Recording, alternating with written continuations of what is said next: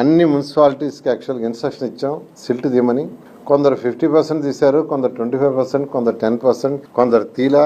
అడిగితే ఏమంటే డబ్బులు లేవన్నారు, ఫైనాన్స్ ప్రాబ్లం ఉందని.